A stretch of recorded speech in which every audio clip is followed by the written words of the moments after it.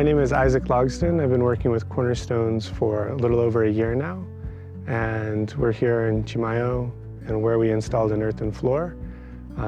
My job on site was to be the mixer, so we were using a paddle mixer and just mixing clay, sand, and straw.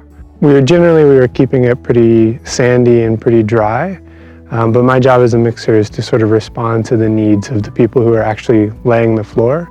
My name is Angela Francis. I first came here to start working on this floor this past April. We had a workshop with a bunch of students from the Boston area who came down and helped us excavate it and at least level it out.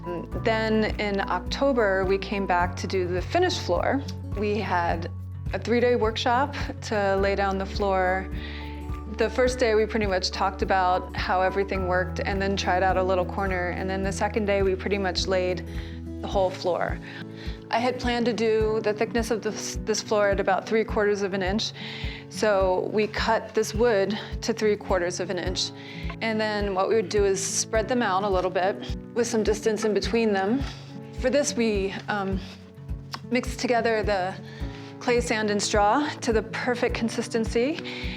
And then we get buckets and wheelbarrows of that and slightly wet the ground, not so that it's sopping wet, but it's nice to wet it so that it's ready to receive a next layer. And then put a bunch of mud down, and then I use the wood float and press everything down in between the rails to try to make it even. And then once I get it to a spot where I'm happy with it being level, I take a steel trowel, press it out so that it's not as rough as the wood float leaves it, and it leaves it all smooth and shiny. The next day what's happening is we're pressing the floor, but really what you're doing is you're compressing the floor and making sure that it's all the right texture, which is nice and smooth.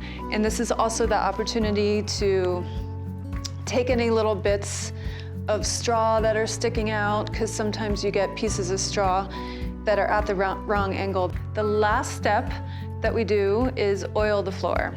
And then what the oil does is it really protects it. The oil is the most expensive part of doing a floor like this, but it is the protective layer that will help it breathe and deal with water and moisture.